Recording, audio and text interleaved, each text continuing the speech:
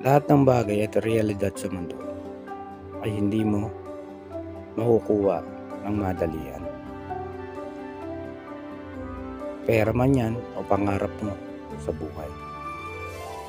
Lahat ito ay pinaghihirapan at dapat nagsasakripisyo ka at paunti-unti ay makukuha mo rin to. Basta meron ka lang tiwala sa kakayahan mo sa buhay. Wala namang shortcut sa totoong buhay.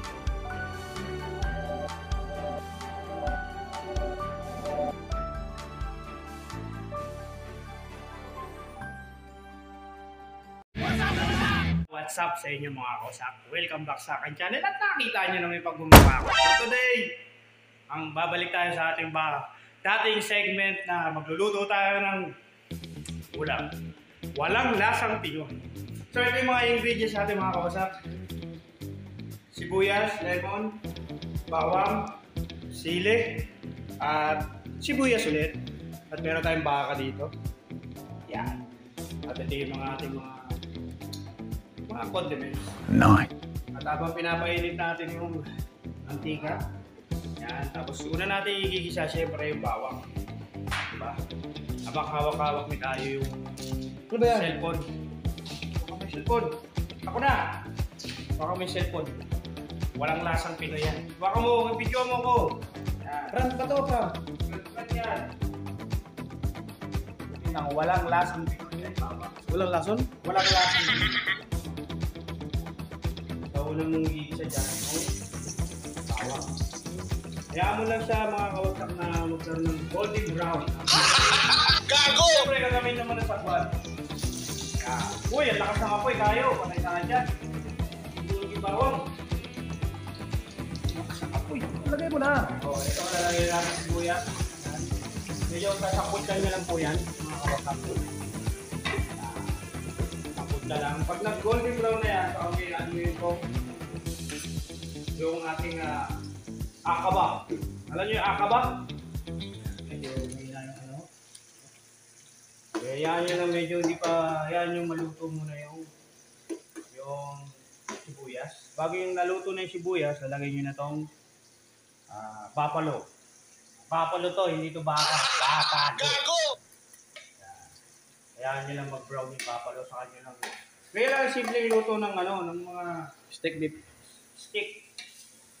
Itong tawag na luto na to, Bistik Tagalog. Wow! Shoutout pala sa mga taga-Tondo dyan. Yan, direkta si Bak tayo pag naluto na to, mga kawasak. Yan. Hawakan. Yan.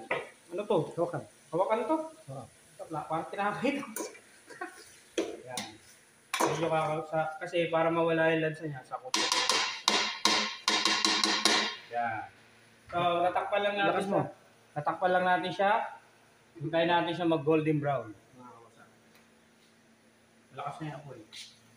Yan. Saka tatabi natin. A few moments later. Tignan na natin kung nag-golden brown na yung bapalo.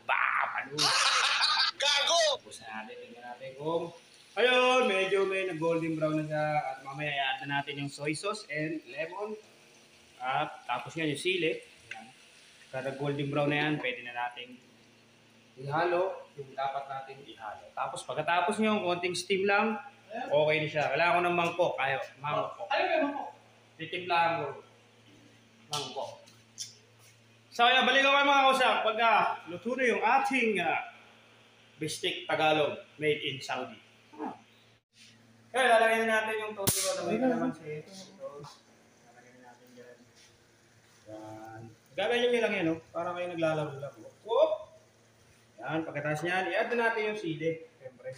So, itong sibuyas na to, panghuli ko ilalagay kapag ito yung pinaka-design niya. Yan. Ganyan lang pagluto ng Bistik Tagalog made in Saudi. Ito kami dito sa abroad. Yan. Wag niyong haluin, ha?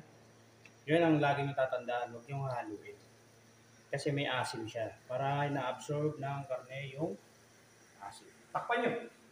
Pagkatapos niya, pagkulong niya, lagay niyo yung sibuyas na okay na yan. Done! Yan. Mamaya, titikman namin yung luto namin. Yun nga mga kawasak, medyo okay na siya. lalagyan na natin itong design natin. Ito yung pinaka-design mga kawasak. Yan. Lalagay mo yung sibuyas na medyo hilaw-hilaw pa. Yan. Ganyan na yan. Tatakpan nyo na lang. Pagkatapos nyan, okay na yan. Kaya bahala na yan. Ganyan-ganyan na yan. Diba? Yan ang tinatawag na bistik Tagalog. So mamaya titikman natin kung pasado sa mga walang lasang Pinoy na nagsusubaybay sa ating food challenge tuloy, food cooking, hatid sa inyo ng wasak food. So mamaya titikman natin mga wasak pag okay siya. So ito na ang titikman na natin kung okay. Ito na ang inaantay ng isang bayan ng Pilipino. Ayos! Masarap!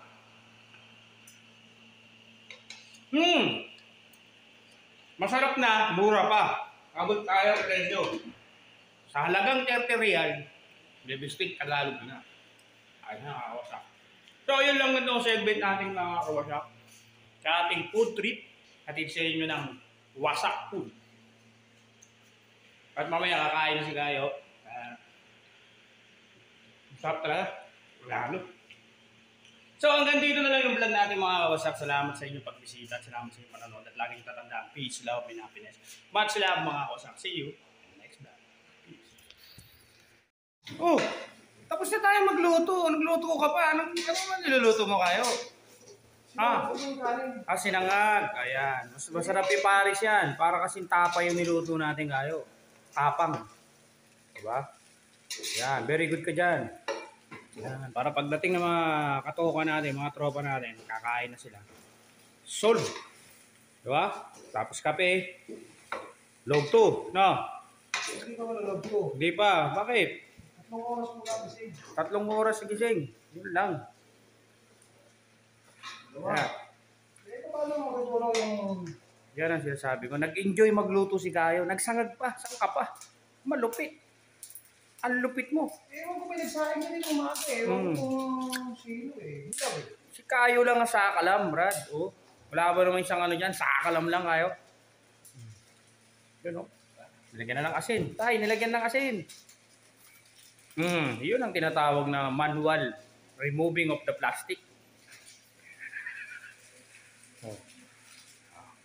Buti lang. Kunti lang. Ayan, nagsangag naman ngayong mga kawasak si Kayo kasi medyo bahaw kasi yan. Sayang kasi marami nagugutom sa Pinas.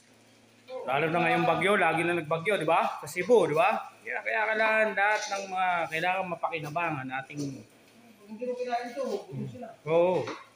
Bakit? Pag kinain ko ba yan, mabubusog sila? So, yan, mga kawasak. Ito lang ang buhay namin dito bilang isang tarantadong Pinoy. Oh, yung pinaglutuan niya, yung pinagsangagan niya, yung pinaglutuan namin, ay kasarap. Mapapayaw-yaw ka. Yaw-yaw! Ay siya kayo, masarap sa mga tayo. Hindi, inalo ko lang para malupit. Malupit ka kayo. Isa kang alamat. Alamat ng makopa.